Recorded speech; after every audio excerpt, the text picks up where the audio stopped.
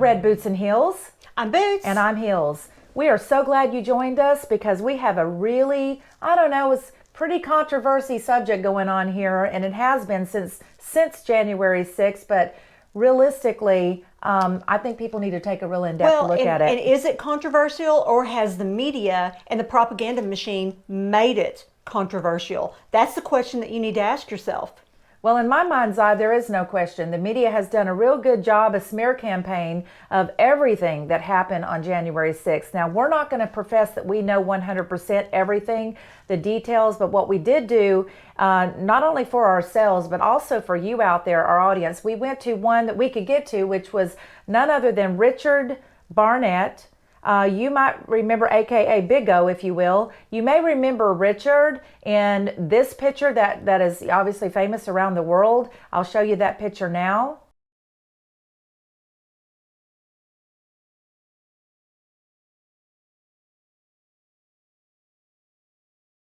We know Richard, have gotten to know Richard as this person that is a family man, retired firefighter out of Memphis, Tennessee. He's lived for 20 plus years in Arkansas, has a wife, lots and lots of dogs, a daughter. Donates to philanthropies, does yes, charity work. He does. An all-around good human being. Has no priors. He's been a law-abiding citizen, okay? So he spent 4.5 months in the D.C. jail after January 6th. And has been locked up at home on home arrest following that. Yeah. And the criminal feds are trying to lock him up for 20 years to make an example of him. Exactly. We're going to show you that story in a moment. But we do want to bring up the fact that, the media, it's not always, even visually, it's not always what you think you see. You can't even trust your eyes anymore because video technology is so great that people can splice things and make things all day long however they want them to appear, and definitely have done that. So we'll leave the questions up to you, our audience, to determine the truth. Well, somewhere in there's the truth. I think a lot of people have caught on to the fact that for a year and 2 months, 3 months, they have been lied to by the propaganda machine about what actually took place on the day of January the 6th in Washington, D.C., and how things were not at all as they appeared on the TV. Correct. We have several that we'd like to bring up to you today, just to kind of give, because the first initial reports, if you remember, were not like they are today. So reports have been known to change and have gone through even several medical examiners to get change done, and family intervention has actually acted out to get some of these things changed as well. So I'm going to go ahead and read you off some of the people that died. I want to bring up the first one that we all know, okay, and we've all heard about, Ashley Babbitt. I'm going to bring her up first because, there's so much about Ashley Babbitt's death that still I have so many questions about. Onset from the first original video that you can't find anywhere anymore with her death. We've had the opportunity, Boots and I've had the opportunity to actually visit online with some of the people that were there and were eyewitnesses to the death of Ashley Babbitt, but she suffered. A lot of questions. Yes, a lot of questions. She suffered a single gunshot wound to the neck, and as a result of that, died. An unarmed veteran that really just moments before were talking to the police. DC police, yes, suits. And they knew and was fully aware that she was not armed. They had accompanied her through the corridor. Through the corridors, and yes. There are reports saying that she was banging on the window after someone had drawn a gun, and she was banging on the window saying no. And eyewitnesses' accounts also said she was the peacekeeper using her military experience and her military training to try to calm the crowd and to talk back and forth with the police and the crowd. Who knows what the truth is? Yeah, but it's definitely not what people have been shown on television. And then, we know that. We do know that. Then we have Benjamin Phillips and Kevin Greason, who both suffered a fatal heart attack. And, the reports say that, after the flashbangs and grenades were thrown into the crowd, anyway, The medical examiner says those were a result of fatal heart attacks. You have Roseanne Boylan, who went into the tunnel, so to speak, and came out pretty messed up, and she died as a result of being beaten or the initial reports were that she was assaulted and beaten almost to death in the tunnel. So, there's been several reports with Roseanne Boylan, and and it doesn't look good on the police side whenever you bring that up. So I don't really know. And do you know is the thing. Capitol Officer Brian Sicknick, who was ruled that he died of a stroke, and that was not the initial report. The initial report was that, Trump supporters were out murdering police officers. Okay, so we know that's not true. And then guess what? We found that that's not true. Exactly. Christopher Stanton, Georgia, of Alpharetta, Georgia, was arrested for no more than just violation of a curfew, meaning he was picked up and arrested because he was out after the curfew was set. That carries a penalty of 180 days, maximum penalty of 180 days up to $1,000 fine. And then it was ruled later that he, later on that evening, I guess, shot himself. Yeah, died under mysterious circumstances. Very mysterious. Now, I will say that on the issue of the curfew, for instance, you're at your hotel, you have a flight. Mm-hmm. You're trying to leave your hotel to get to your flight. The DC police might throw you to the ground, put you in cuffs, impound whatever vehicle you're in, whatever the case may be, and say that you're in violation of the curfew. Correct. Then we have Capitol Officer Howard Liebengood, and the same thing happened to him. He ended up shooting himself. So I don't know. I think you have to ask this yourself, is a suicide. What information were these officers privy to that would make career officers that had never shown a sign of any mental distress suddenly kill themselves after the death of Ashley Babbitt? Yep. It leaves one to question, It doesn't does. it? It makes you question. Yes. Metro Officer Jeffrey Smith. He was one of the ones that came on the scene immediately after Ashley Babbitt was killed, and he also drove his car down an embankment, and he did the same thing. He shot himself. So again, it goes back to question, why are these police officers shooting themselves when they have, prior to that, lived a somewhat, as normal a life as you could probably have as a DC police officer up to that point. So, we had a lot of questions in our mind. We've always had a lot of questions in our mind about this, and we obviously already know that you cannot trust anything that the media says. So we went to Richard Barnett's home. We were able to go into his home and sit down at the table with him and actually have an in-depth interview with him and let him tell his story. So what a story it is. Yeah. The story, this man's truth is nothing like what the propaganda machine has tried to brainwash the masses that went on that day, and especially with him. Especially with him. Exactly. He's a law-abiding citizen. He has no priors. He's a retired Memphis firefighter. He has been in Arkansas for 20 plus years, married. He has a daughter. Well-respected. And lots of animals. I mean, he has a love for animals like we do. He's just a person just like you and I and you. Yep. I mean, he's not a villain. He's not a conspiratist. He's not someone that was trying to create this big overthrow of the government. He's just some guy that went to hear the president speak and wave a flag and got caught in a mess. Yeah. But for that, give up the rest of his life and be thrown in prison? Yeah, absolutely. Are you kidding? We've got a Supreme Court justice nominee that thinks that pedophiles shouldn't go to prison. Let's lessen those charges. Let's lessen the sentencing on those people. But yet you have January 6th folks, okay, for all walks of life. Some great people, some not so great people. I'm not going to say. But I'm just going to tell you, they're all sitting in prison right now. They're having to suffer the indignities of that life, which we're going to let Richard tell you that story because he was actually there. I think I would rather trust eyewitness accounts than what the media and propaganda wants you to believe. And they're sitting there today.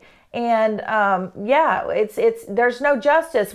They're being denied their due process. Let's just go ahead and throw the baby out with the bathwater, why don't we? And just say they're all guilty and give them 20 plus years, take their entire lives away from them from that one single day. A loss of liberty and due process for one is a loss of liberty and due process for us all. Cannot say it enough. You cannot punish people for peacefully assembling and getting caught up in a mess.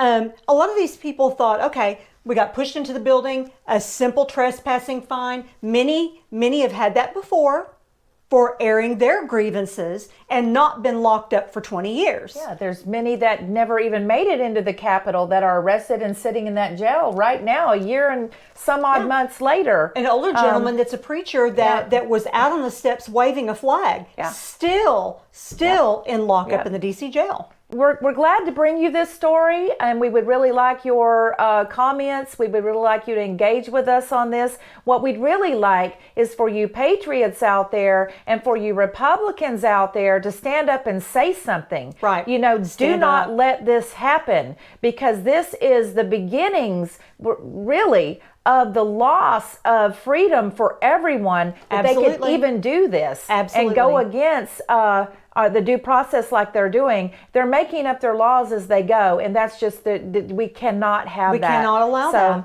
We appreciate you. We love you out there.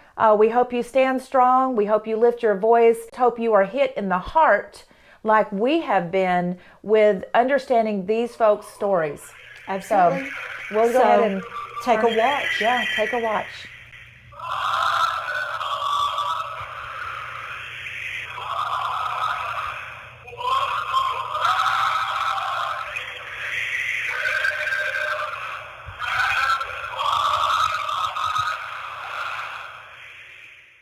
Good afternoon. You're here with Red Boots and Heels today. I am Heels. I'm Boots. Yes, and we're going to be talking to none other than Richard Big O Barnett. That's right. This should be good. I think it's going to be great.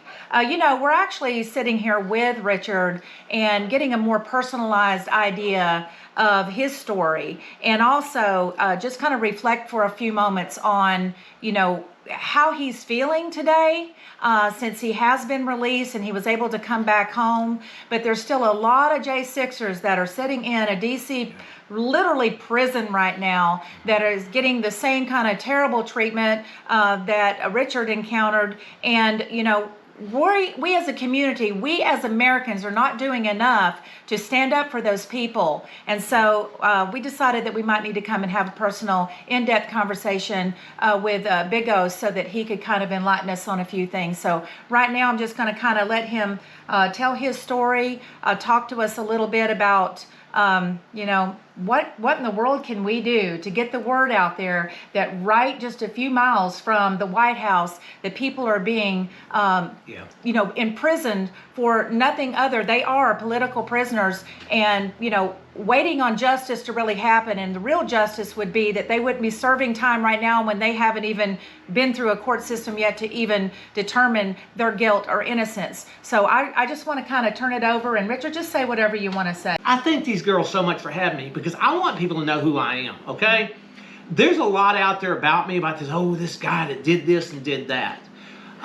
When I went to the Capitol, I went there with a couple of friends to peacefully protest and to hear Trump speak. I'd never been to the Capitol. I wanted it off my bucket list.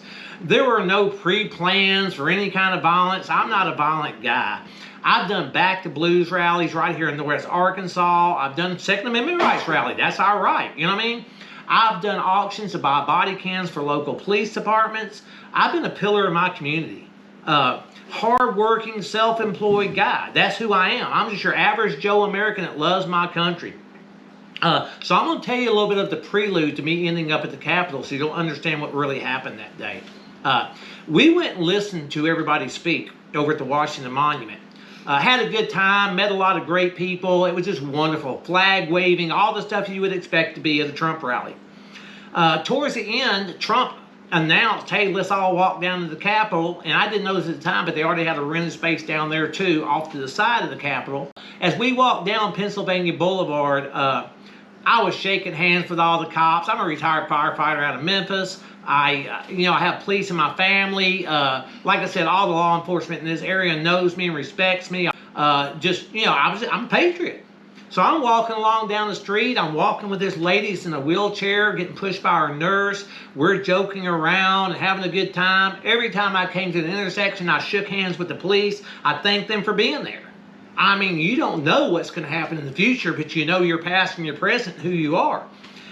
We arrived at the Capitol, and my friends and I had already decided we weren't staying. We were just circling around to see the crowd gather. And so we circled up around the Capitol while everybody else, including this old lady in a wheelchair and multiple families, went down to the west side of the Capitol, which is what they now call the tunnel. While we're up on top walking past the Capitol, we suddenly hear tear gas and flash grenades going off and turn around and witness, I don't know if it was Metro Police or Capitol Police or who it was, we witnessed them attacking the crowd from behind and driving them into the tunnel. This was not us starting anything. We went there to peacefully protest. We're talking about families, elderly, everything else. 5 people ended up dying that day, and not one was a police officer. Nobody killed a police officer that day. Innocent, peaceful protesters were killed that day. So anyway, going on with my story, when we saw that happen, we circled around to the front of the building where I did and was separated from my 2 guys. So I went up on the steps on the other side, which, by the way, I might tell you, the other side, which is the east side, was a totally different story. While the police were waging war on the left side, I go around to the east side, which is the main entrance to the Capitol, and it was like being at Woodstock. Police were patting people on the back, hugging people, waving people in. I never saw a barrier the whole time I was there. And so as peaceful as it was, I went up on the steps to try to figure out and look down where my guys were so we could hook up and go home. We had an agreement to wave flags and to spot each other. And when I got to the top of the steps, which at that point was peaceful, people were chanting and singing and this, that, and the other, I was suddenly rushed by a crowd and knocked into the building and actually have it on video because I was videoing while I was looking at my people. I got knocked into the Capitol. Yet I'm charged with enough stuff. I've already done 4 months in the D.C. prison. I'm under house arrest right now under all kinds of duress. Can't hardly earn a living in anything else. Not that I'm crying. I'm a strong man. They can do what they want to me. I'm a patriot. I'm going to stand up regardless. But the point is, it's not easy, okay? All because I got knocked into a building. And there's video of me getting shoved in, which we've turned over to the prosecution, which they totally ignore, which is why I'm willing to go to trial because I'm not going to put up with this. Right. But most people were waved in by the police. Mm-hmm. There's video out there of the police shaking people's hands, hugging people, and telling them you're welcome to walk around, just don't break anything. Yet those same people are pre-trial up there still, over a year later, not being released on bond. Talking about due process denied. I'm going to give you some examples of what's going on in these prisons, okay? When I first arrived in D.C. prison, they threw us in a closed down section that had been closed down since the 70s, full of black mold, even in the drinking water, down the sinks. They gave us nothing to clean it up with. And so just the basic conditions. It was winter time. You didn't get a pillow. If you're lucky, you got a blanket. Sometimes I didn't. At first, I didn't get a pad. I slept on concrete. Now, I'm 61 years old. I'm a pretty tough cookie, but concrete will catch up with you after a while, especially freezing cold concrete, because most of the time the heat was out there. But the guards were there, were given free rein to pretty much do what they wanted to. I've been handcuffed and shackled and slammed headfirst into the concrete, put in so many complaints to the warden that wasn't funny. All of them were ignored and never responded to. I'm giving you short versions here. I was in with Ryan Semsel. He was another patriot. We were all in one wing together, and we're all in solitary confinement. Of course, there's 2 different layers of that. We're all in solitary, but if they did something they didn't like, they took you down to the hole, which is even worse. I spent most of my time there. Ryan Semsel, he had gotten into a verbal argument through his cell door with a guard over a roll of toilet paper. The poor man needed a roll of toilet paper, and wouldn't nobody help him. And so when the shifts changed, the guard told lies about how bad it really was and everything. And they took Ryan down to the other end where there weren't any cameras and threw him in a cell down there. I verbally had talked to the guards and got them to agree not to take him to the hole and take him to the other end, thinking he would be safe there where I could at least try to keep an eye on him. The next morning early, right when I was about to get out for my little 1 hour out a day to get my shower and make my phone call, another guy that had already been out for his hour ran to me and said, something's wrong with Ryan. Please go check on him when you get out. As soon as I got out, I went down to Ryan's cell, and he had a sheet hanging over his little concrete thing he slept on, and I kept calling out his name. He pulled back the sheet and set up. He looked very disoriented, and when I saw his face, it looked like hamburger meat.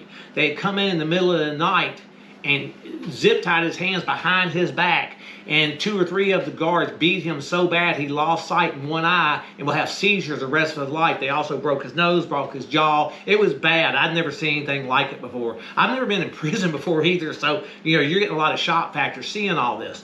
But so Ryan, after all this happened, eventually they had to take him to medical care outside. They tried to keep it inside and cover it up.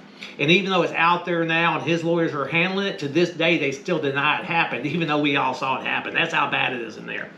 Emmanuel Jackson, kind of special needs, under psychiatric care, things kind of like a young teenager, And he was in the cell next to me, and he had to go to medical. On the way back to medical, they were roughing him up, and so he was just verbally complaining, saying, quit hurting me, blah, blah, blah. And because he verbally complained about it, they threw him in his cell and started macing the hell out of this poor kid, okay? All the mace came into my cell and maced me. More recently, Christopher Quagland. I'm just going to read this list, okay? Because it'll be easier on this one, because this is the one right now. Yeah. Go give to Christopher if you can. It's Quaqlin. He has no criminal record. He's a husband and a father. He has celiac disease and requires a special diet or he'll get very sick. They won't give him his diet. He's recently lost 40 pounds. He's afraid he's going to die in prison. They threw him in general population. He was just recently attacked and beaten so badly he ended up needing 8 stitches and a lot of other medical care, and they would not even give him at that time access to his attorney, who is also my attorney, Joseph McBride. By the way, he was taken away from his home. He didn't do anything violent. He was taken away from his home at gunpoint in front of his 2-month-old son. His 2-month-old son just celebrated his first birthday without him. Just because he went to protest and hear Trump speak basically on January the 6th, versus Antifa, who has burnt the whole country down for a year, and everybody just pats them on the back and says, no problem, man. That's just, you're just voicing, everything that's within your right, You're just protesting. Go steal everything. Go rape people. Go kill people. And now the J6ers, to make us an example, for a couple of hours that we got shoved into the Capitol and wandering around, tried to leave, and they wouldn't let us leave. Are going through this. Another one, Jake Lang. Jake Lang and I did Bible study, and every day, Jake's still in there, and basically, I hear reports on a regular basis of them beating him, the guards beating him, macing him. When I was in there with him and I were probably the favorite ones to go to the hole, just for asking the guards to quit mistreating people. Yes, hey, don't mistreat my guys. Boom, you go to the hole. So it's rough in there, guys. I can't tell you enough how bad it really is. And if you're patriots and you love your country, you got to stand up for the guys that are going through this, the ones that love their country enough that they're enduring. They're staying in there. They're going to trial. They're not quitting. They're not just giving up and pleading guilty to something they didn't do because they love their country. Now, don't get me wrong. There have been some that have done that, and I don't hold that against them. Because when you're in there with nothing but a misdemeanor charge, and they're holding you for a year, and you're losing everything you have, and you have family, your children are missing you, I can understand some guys going, you know what? All I got to do is say I'm guilty and time served and go home. One thing that's happening here is, and something that I want people to understand is, when someone's having to plea out like that, and I'm saying having to, based on what your account your count is. They are. And we all know the justice system with public defenders, lawyers, and whatever. A lot of times it's a bartering system that's going on, and it's not really with the interest of the person that's sitting in jail, and especially in the area that they're in, because there's a lot of Democrats there that really it's kind of controlled to some degree. Ooh, we're talking about D.C. Yes, I mean, we are. These people are basically political prisoners. Yes. So the other thing that not basically, we are. Yeah. I'm political prisoner number 376-369. So you've got this situation going on where these people are detained from even being able to make a living for their family. So you have something else that is play. You have the home life of these folks who are now, it is now deteriorating, not just from emotional stress, but from financial stress. All of these things are happening, and they're all compounding and getting worse and worse and worse by the day. So a lot of these prisoners are thinking on those terms as I've got to do now. The suffering is not just here, and yes, I'm getting hurt, I'm getting beat, and the humiliation of being in here, not being able to take care of my family. But now my family is suffering outside there. So I want people to understand that this gravitates over everybody and layers deep with the family unit is being destroyed, and they're not able to continue on with their lives. So it's a whole world of people that's lives have come to a halt due to this. Yeah, can you imagine traveling to D.C. to peacefully protest? You're all excited. It's going to be a good time. You're going to meet other patriots. You're going to come back home. You know, hopefully people will make the right decision and the right person will end up in office and our country won't be destroyed. Which, hey, the afterthought of this is, look how well Build Back Better is working. It's like a broken friggin' sink. But anyway, my point is, so you go there. So you go there, right? Yeah. And you're cheering, you're waving your flag and all this. You don't even go to the Capitol. You just go down there and wave your flags and everything. Yeah. You say goodbye right before you leave to your wife and your new 2-month-old son. And you think you're coming home. And now, over a year later, you never even made it home? I mean, and that's just one example. So, once again, you know, life's not easy for me being under house arrest. They do everything they can to throttle me. I'm having to sell personal stuff of mine to pay bills, what have you. But hey, at least I'm home. You know what I mean? At least I have a good enough attorney, and I fought hard enough that at least I'm home. But these guys aren't. So I can't say enough, and they can cut it out if I say it too much. StopHate.com, PatriotFreedomProject.com. Guys, get involved. Help them out. Don't do anything for me. I'll survive. I'm a tough guy. I don't ever ask for anything for myself. Some of these guys, because nobody else will give to them, I'm scraping up my own money I don't have and giving to them. So the least everybody else can do is stand behind these patriots. Well, and the bottom line is a loss of due process and liberty, for one, is a precedent that sets for a loss of liberty and due process for all of us. It could be you next. Yeah. It could be your son. That's the biggest thing. It will be you next. It's a slippery slope, and that's exactly what they're trying to do. Yeah. They're forcing these people into taking pleas. And you can't blame anybody for doing that. No. You can't. You don't know their situation. They want to get out. They want to save their home. They want to save their children's futures. So they take a plea. They get out. It sets a precedence for the other cases. Yeah.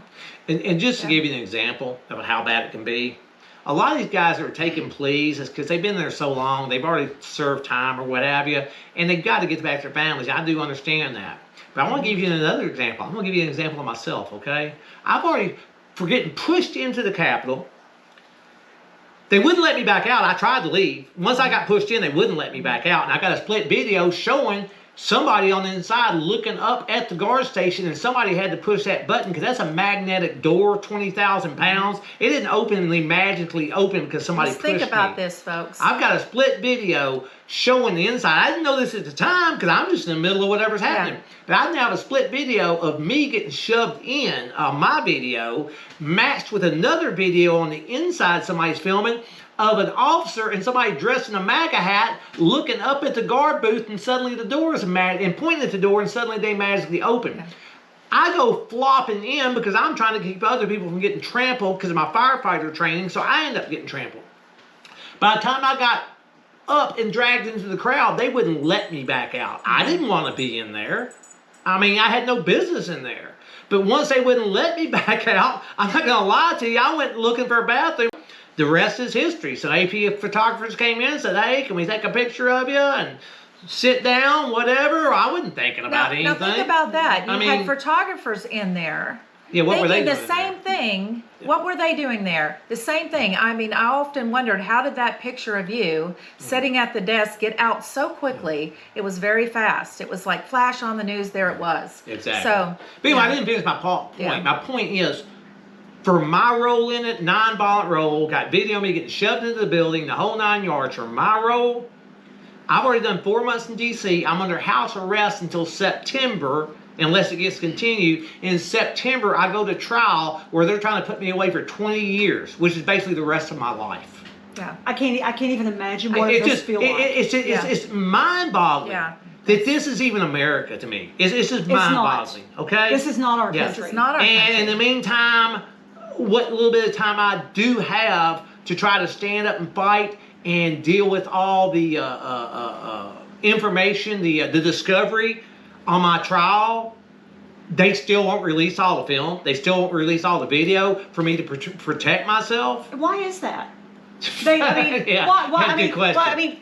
We all really know yeah, why it is, but they have the They footage. claim it's for security, government security. Okay. But they do tours, which is all we basically Right. did.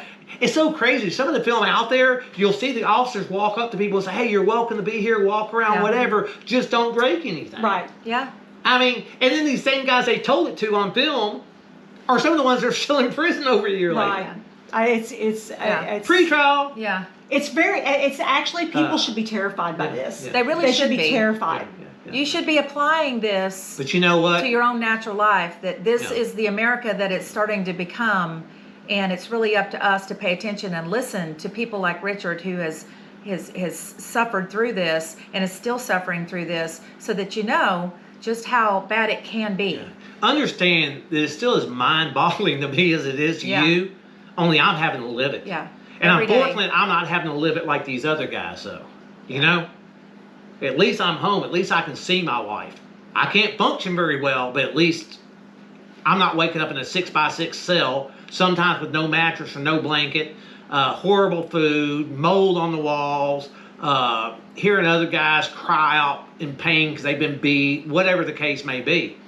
And, it's really kind of funny, too, that the worst of this whole story, that the GOP is not standing up for us. Nobody's doing anything. We've got a couple like Marjorie Taylor Greene and what have you that have written letters or gone up there, and I commend them for that. Yeah. But that's as far as it went. We have to get more. The people that are supposed to protect us and protect the freedoms of Americans and make sure that due process is not denied are the DOJ and the FBI. Yeah. Well, we can't turn to them, so... Yeah, I'm just incredulous, but I just live my life every day. I put a lot of faith in God, and I do also understand that, He controls all things, good and evil. But He also motivates us in our heart. That He don't expect us to sit back and do nothing, and He's not magic, okay?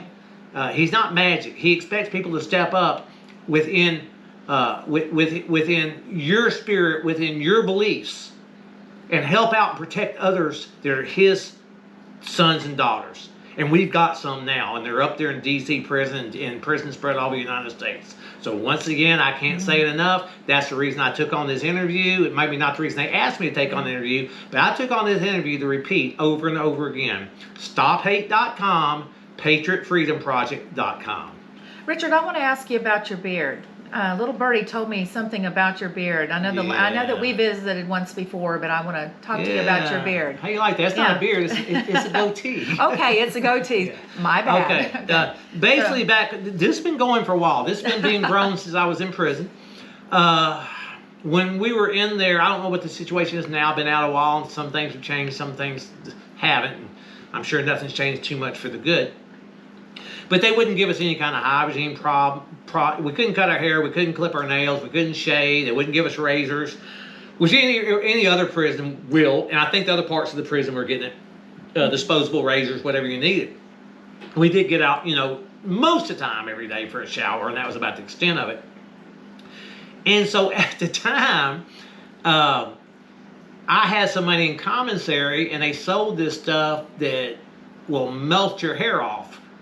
And so I ordered some too. I don't know if you knew this part. So I ordered some, okay? Now, the funny thing is, and it's kind of funny, it said for black men only, and I asked a couple of black guys in there, and they said, well, it's because it's really strong, and I think our skin's tougher. I don't know that to be true or not.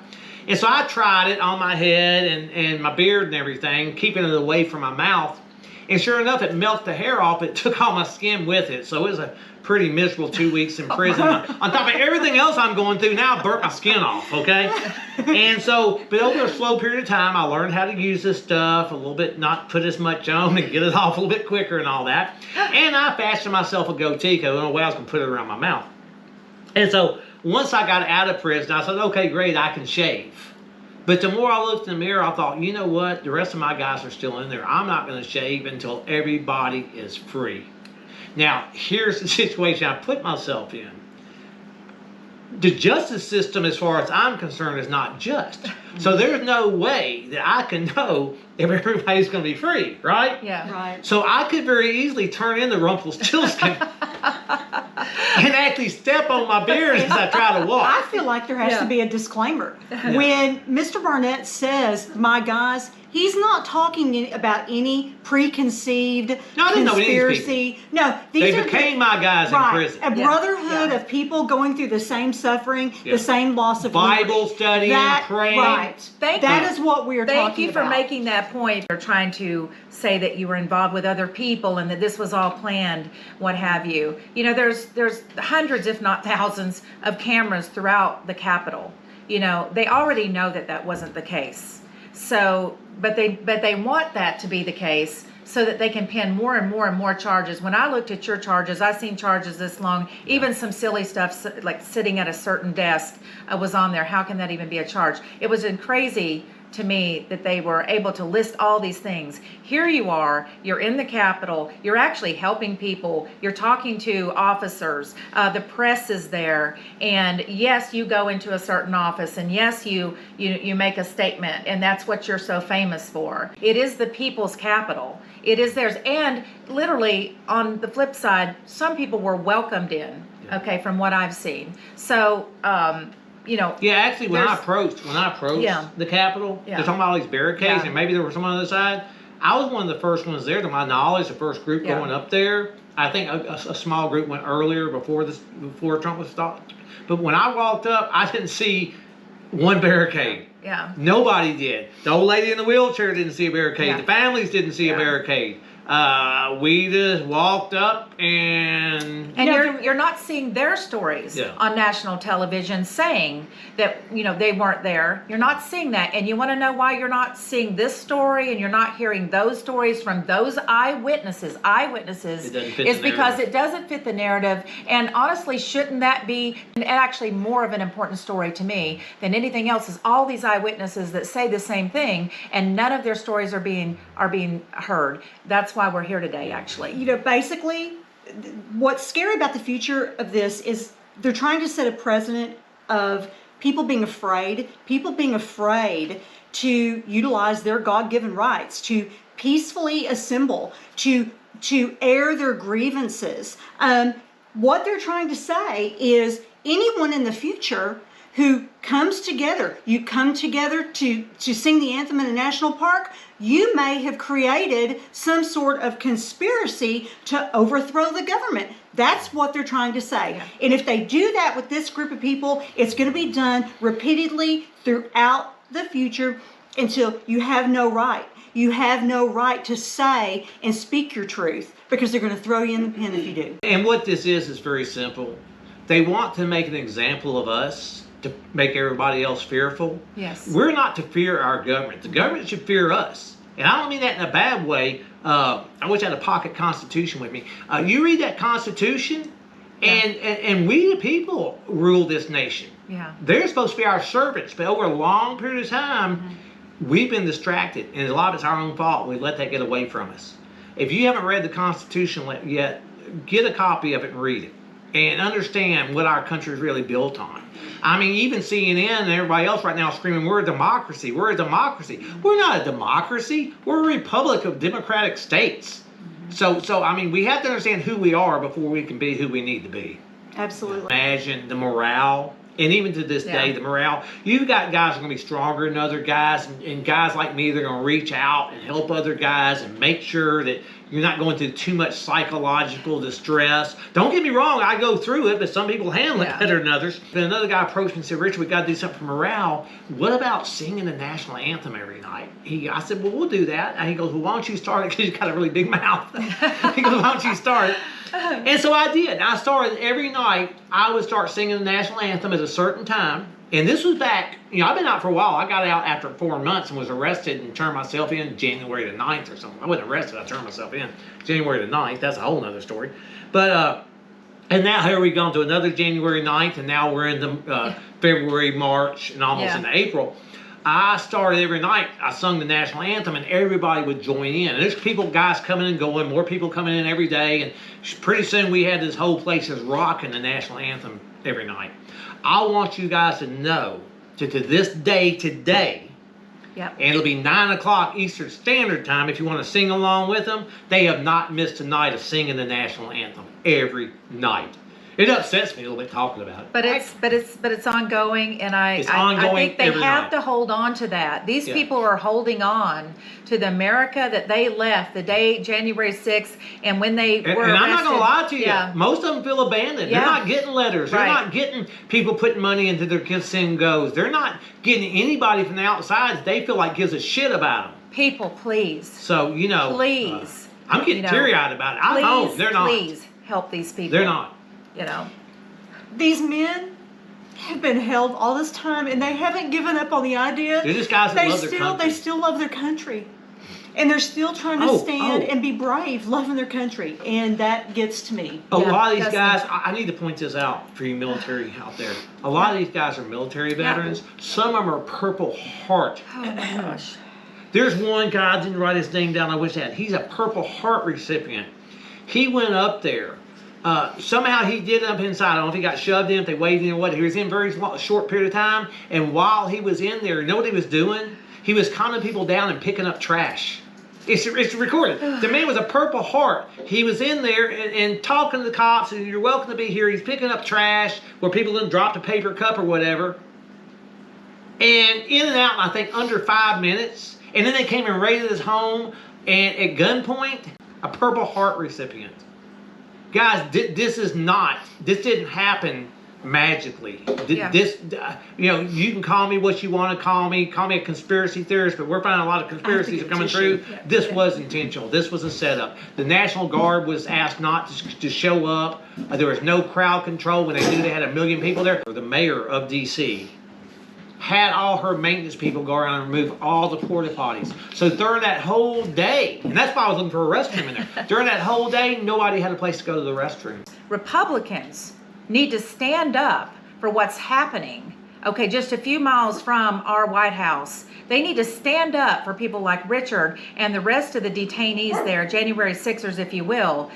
Because if it was on the other side of the aisle and it was Democrats, it would be on every national news station out there, and every single one of them would be voicing their voice. And it really upsets me that our own Republican Party is not doing enough to stand behind these guys and to actually go in and use their calling. They're supposed to be representing the people. Well, guess what? These are people. These are our people. These are patriots that, as he's explained, is getting a really, really bad rap here, and we're not saying enough, to really help them. So I just wanted to point that out, that actually the Democrats do more to help their part than we're doing to help ours. So what say all you? What say all you? It may seem very cliche to say this, but love it or lose it. Love it or lose it. Confession time. You either are, you either love this country and you love the people in it and you're willing to say something, stand up, do something, or you're not.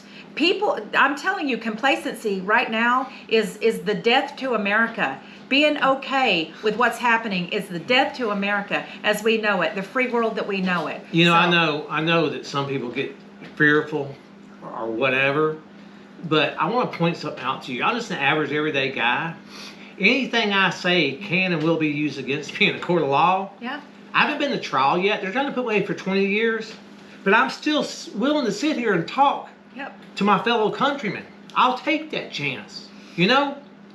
Yeah. Because I want you to love your country as much as I love it. As much as these guys are still sitting in prison, singing the national anthem every night, regardless of what they're going through. Regardless of what they're going through. They're still coming together every night over a year later. Yeah. And singing that national anthem.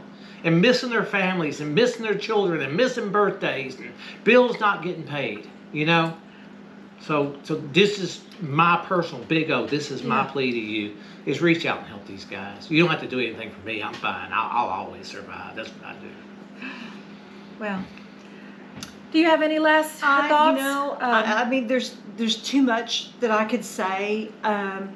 So I just can't really say a lot other than God bless America and God bless people that still believe in America. Yeah. And God bless the people that are still willing to stand up and face adversity for America and for the future, because it's all about the future. And folks, we're not going to have one. Your kids and your grandchildren are not going to have one on the slippery slope that we're on. And I want to remind everybody about the primaries coming up in May. Early voting starts the 9th through the 24th. Get out there. You know, check into these candidates and put the people in place that actually would have had a voice. You know, at this point, I'm not hearing a whole lot. We need people in there that don't mind standing up and would absolutely say this is an atrocity that's happening, that has been happening, and we need to stop it. I'm so glad y'all brought that up. I want to say something. One more thing, and I don't even want to say anything else. I've talked enough. I mean, people get it or they don't. I've heard so many people say my vote won't count anyway. Well, your vote won't count if you don't go do it. We have to vote in the primaries, America first. We've got to get these rhinos out. These multi-generational payola people out. And maybe your vote will count, maybe it won't if you go, but it certainly won't if you don't. That's correct. So no matter what anybody else does, we still have to try to move forward and keep our rule of law intact. Okay? If you can't do anything else, if you can't stand, you can't give, you can't do anything else, for me, for the other guys, vote. Vote. Okay, we want to thank you guys for joining us. And Richard, I'd like to ask permission to come back again sometime so that we can talk and kind of keep up. Sure. And right now, really what I want to do is just get a big hug from you. Okay. And God bless you. And love you. Bye. And anyway, I'd just like to say that, you know, God be with us and God be with the January 6ers. They stand for real hope. The thought of them singing the national anthem through the halls of right in the midst of a bunch of people that actually hate them, you know, just rips at my heart. But God be with those people. They used to scream at me to stop. The guards would scream, I hate you people. Quit singing that. That's right. God be with them and God be with all of you. And let's get out there and vote. And let's get out there and let's set the record straight and let's set this terrible thing that's happening right. God bless America. God bless America. And we're going to say so long for now. Bye-bye. Bye-bye.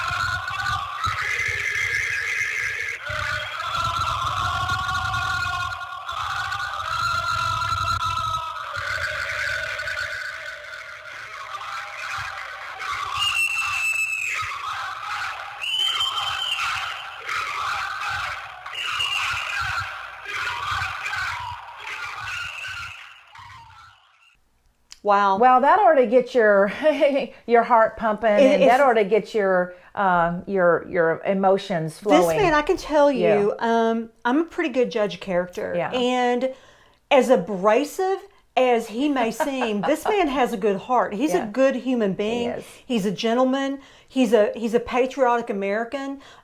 He believed in the right to peacefully assemble and to air your grievances, and absolutely got caught up in an accidental storm. Yeah, he's a tough guy. He's a tough guy, and he's having to handle this, and he's handling it quite well, actually. But I hope that you guys follow that story. And I do want to just bring up again stophate.com. I have really scoped it out. It gives you lots and lots of information. You can go back up everything we said prior to this interview as a result of that and their research. And then on patriotfreedomproject.com. So take a look at those. I know we had it up on the screen in his interview, but take a listen and take a look at that. Get unified, people. Stand up, use your voice. We'll see you next time. Bye-bye. Bye-bye.